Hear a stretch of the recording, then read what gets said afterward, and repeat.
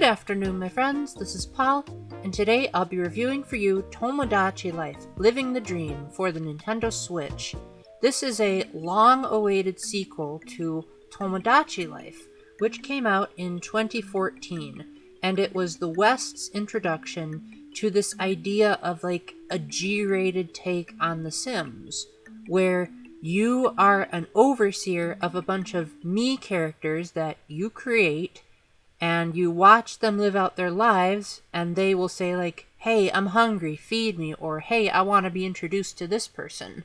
And so rather than participating in their lives with them as you would do in something like Animal Crossing, rather you're more of an observer. And Tomodachi Life had a whole bunch of really, really weird events. Like when the Miis would dream, just expect like the highest level of Nintendo quirkiness during the Wii U and 3DS days. And it was all there, and a lot of people really missed that game. And so 12 years later, we finally have a follow-up. Now, I played quite a lot of Tomodachi Life. Never Tomodachi Collection, because that was a Japanese exclusive. But I never reviewed Tomodachi Life mainly because I found it kind of boring. Like, after a while, the scenarios kept repeating themselves, and it didn't feel like there was any overarching goal. The Miis lived in an apartment complex, and you just fill it up until there were enough Miis. You didn't get to explore the island, it was basically just a glorified menu. What made it replayable for a lot of people was that you personalized so much of it. Like, you would get to select the Mii's personalities and the way that they talked, and there would be all these quirky activities, and what would make them funny is that you would say, oh, I could never imagine SpongeBob saying that to Shaggy from Scooby-Doo. Like, these kinds of awkward meetups are the kind of things that fans really liked. And while some of the more iconic elements, like the rap battles and the concerts that the Miis would put on, aren't really here, or at least if they are, I don't know how to unlock them, at the very least, I think Living the Dream is quite a nice step up for people like me that need a bit more of a structure and a progression.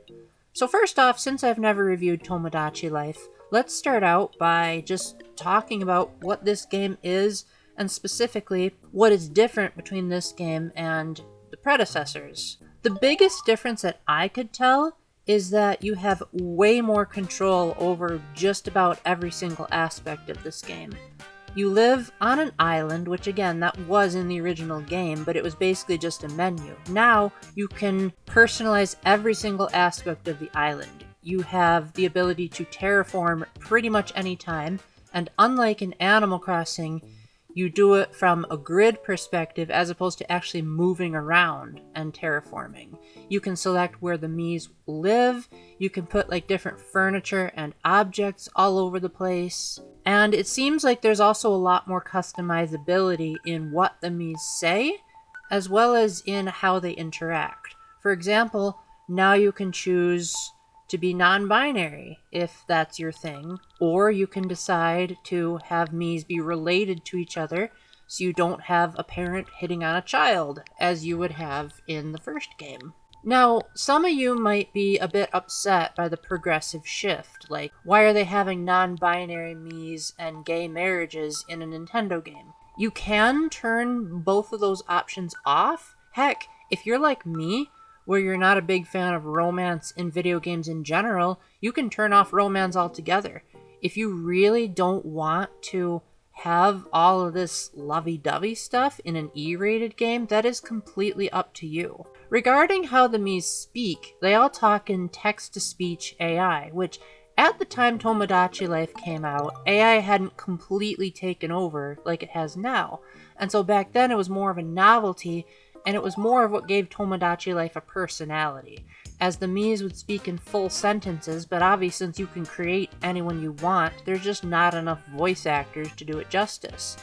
Now, it still feels pretty novel, even if it's slightly harder to chuckle at it when you know that this kind of thing is being used to replace voice actors. But again, since you create all of the Miis yourself, I think it makes sense in this context. And it can be charming when you try to get as close as possible to that character's actual voice. And And when the game just cannot program itself to keep up with the catchphrases that you have them say. That was actually one of my favorite parts of the experience, was sometimes the Miis would ask you questions, like who would you want to hang out with? What is something you'd hear a bad person say? And you can make them say just about anything. I, in particular, loved being able to have them talk about things that I love, like the Nonary game, or the Triforce, or even my novels. And that goes to what the Miis wear, and their names. I really had a lot of fun personalizing this island, especially knowing that you guys would be seeing this footage. So I wanted it to feel like this was a glimpse into my brain and my creativity, because almost all of the Miis were based on characters that I created. Sometimes I even made up names like Heshaya, Estor, and Malsafar. I invented the name Denport, and even when I didn't invent things, I wanted the characters to be based off of franchises that I loved, such as Professor Layton, The Legend of Zelda, and Persona, to name a few. And the game does do a pretty good job of allowing you to come pretty close to imitating that style. Like with Joker, they literally had an outfit called the Phantom Thief outfit. Nintendo was actually able to get away with a Persona 5 reference. You can also give him a mask, you can have him shout Persona, and you can also give the Miis various different quirks and goods when you level up their happy points by giving them food that they like, and giving them gifts that they like. And it's a lot of fun to make them feel more personal the more you get to know them. Like, they just kind of start out as blank slates, but the more you put in time to get to know them, the more they'll start to recognize that time that they give you. They may even ask to give you, the player, a specific nickname that only that Mii will use. And then you'll be able to give them more perks, like pocket money, or get clothing for free. Now, one thing that people complained about in the original Tomodachi Life that is unfortunately still very much the case here is that this is a very repetitive game. You're gonna get a lot of scenarios that just keep coming up, and it can feel like it's a very mundane type of game. Like, okay, another Mii, another opportunity to feed them. But what makes the game interesting for me personally is the progression. So you unlock more and more island space and more things that you can do on the island, the more things that you accomplish and the more Miis that you put on the island. You can have up to 70 Miis. I haven't even come close to that. I think I only have like 23. And the various buildings that come up, while not quite as iconic as the ones in the original game, do provide for some interesting scenarios, like a restaurant where if a bunch of Miis are friends with each other, then they can have group conversations. Or when you put things on the ground, such as a seesaw, you can see the Miis interacting with each other. And it's a lot of fun to be able to have a zoomed out view of the island so that you can move the stick around and just watch the Miis walking around with not a slowdown in sight. In TV mode, that is. In handheld mode, the Switch 2 really chugged, trying to move around this big island with a lot of Miis populating it. But in TV mode, it worked flawlessly. When I was playing on the TV, the only time I noticed a significant slowdown is during a particular dream where the Mii is being dangled by the ankle by a rope, and you were kind of like dangling the Mii over your personalized island. That was a bit of a struggle, but otherwise, I'm pretty sure this game only runs at 30 frames, but it's not a demanding game by any chance. There's only one minigame that really requires good timing. Everything else is more so menu driven and just being carefully calculated, like a game of bowling where you have to get just the right angle, or a minigame that frankly repeats itself too much. No repeats, and it's always food themed for some reason. You'd think they'd be more creative, where you have to say the name of a food that hasn't been said by either of you. It can get a bit frustrating that if you lose these minigames, all you get is either toilet paper or tissues, and the Miis are never happy when you give it to them.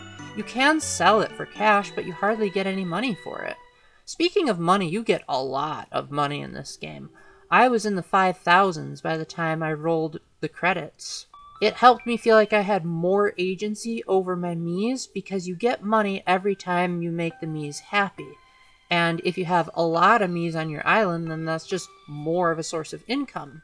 Now, what happy points do are they help you grant wishes at the wishing fountain. And these can be new room sets for the Mises' houses.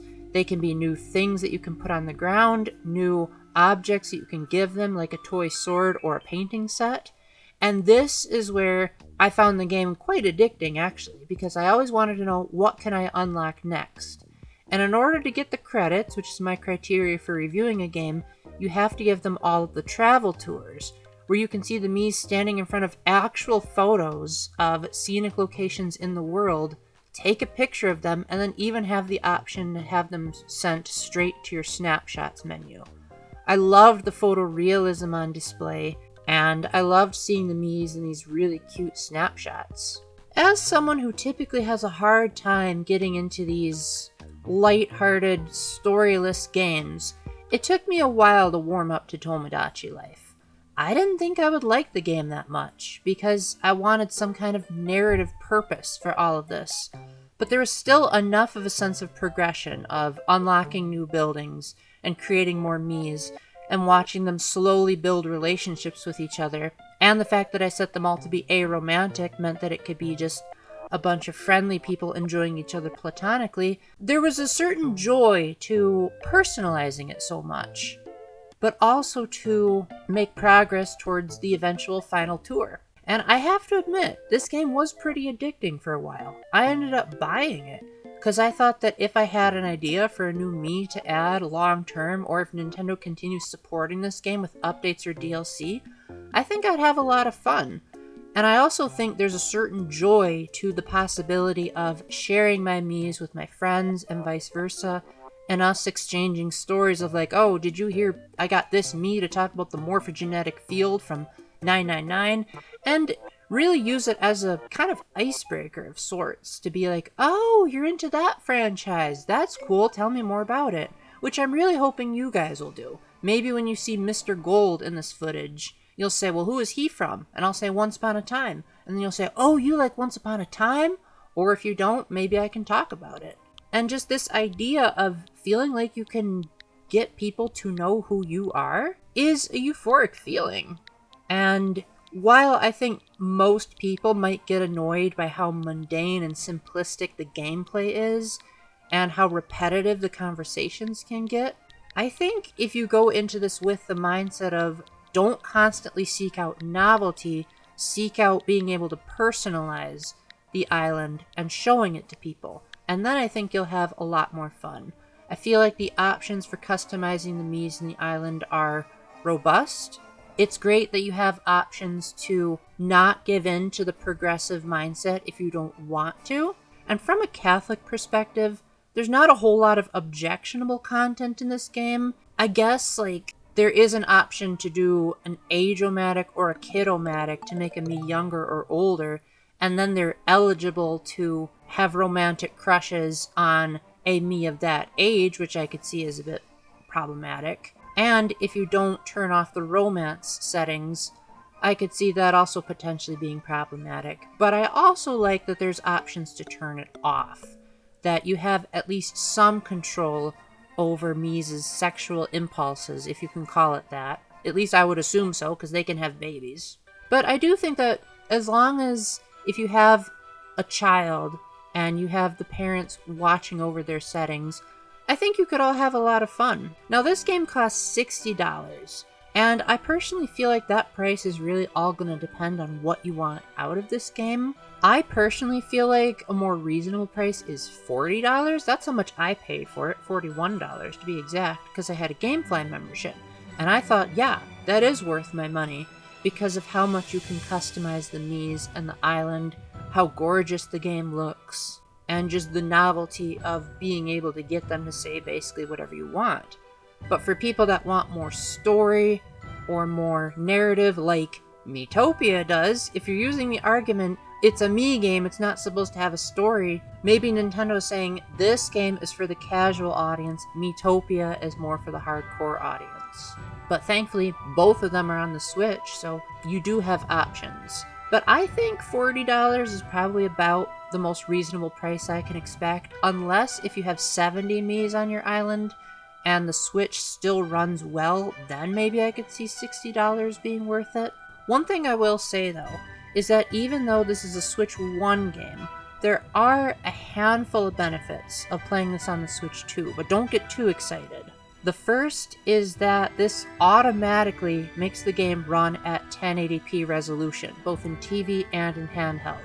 For those of you that need a less technical term for that, it basically means no matter what you play it in, the game is going to display as much visual clarity as the Switch 1 would do in TV mode. Now, if you have handheld boost mode on, this means that you will not be able to use the touchscreen for things like creating your Mii and decorating food. Random fun fact, the Mii creator actually has music. That's more than what the Switch itself can say. So if you haven't been dabbling around with the Miis a whole lot, this game might be the way to do it, as it's still so much fun to create Nintendo's avatars, and in my opinion, I really haven't seen anything comparable since as far as a character creator. If you really like these kinds of light simulation games with a lot of personality, I think you're going to love Tomodachi Life. So with that, thank you very much for watching. I hope I was able to phrase this review nicely. I would be very curious to know what you guys have done in your games. I'm not saying that for engagement. I'm genuinely curious. Please let me know in the comments, like, what characters do you have on your island? Have you made me, as in Paul, a Mii on your island? I would love to hear all of that and more. And I hope you all have a wonderful day, and remember to keep the faith, stay epic, and God bless. Bye!